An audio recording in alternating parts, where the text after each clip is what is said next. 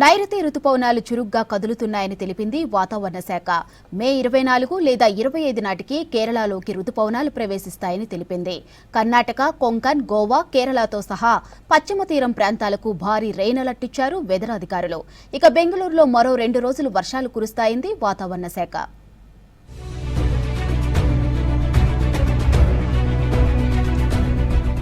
దేశ ప్రజలకు good news చెప్పింది వాతావరణ శాఖ.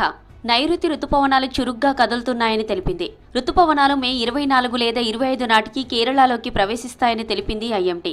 సాధారణం కంటే దాదాపు వారం ముందుగానే రుతుపవనాలు దేశంలోకి వచ్చే ఛాన్స్ ఉందని చెప్పింది. దీంతో కర్ణాటక, కొంకన్, గోవా, కేరళతో సహా పశ్చిమ తీరంలో మే 26 వరకు భారీ నుంచి అతి భారీ వర్షాలు కురుస్తాయంది ఐఎండీ.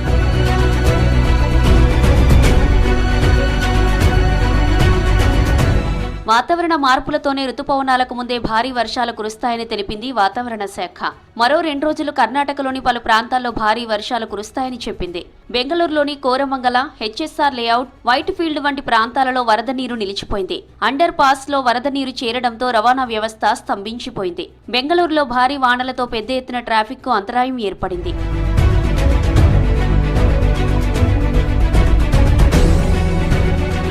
గోవాలో మోస్తరు నుంచి భారీ వర్షాలు పడతాయంది వాతావరణ శాఖ. ఉరుములు మెరుపులతో పాటు గంటకు 70 కిలోమీటర్ల వేగంతో ఈదురుగాలులు వీస్తాయని తెలిపింది.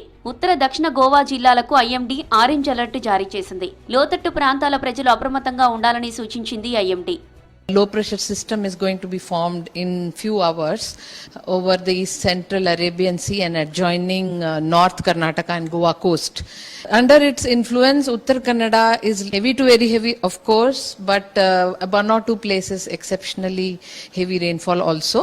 So a red alert has been issued for today for Uttar Kannada and some parts of the Malnad, like especially Shivamogga and Chikmagalur for today. మరోవైపు తమిళనాడులోని అనేక ప్రాంతాల్లోనూ వానలు పడుతున్నాయి.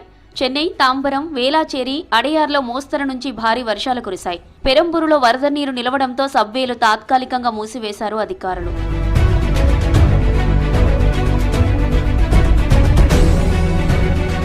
తెలంగాణలోనూ మోస్తరు నుంచి భారీ వర్షాలు కురుస్తాయని చెప్పింది వాతావరణ శాఖ.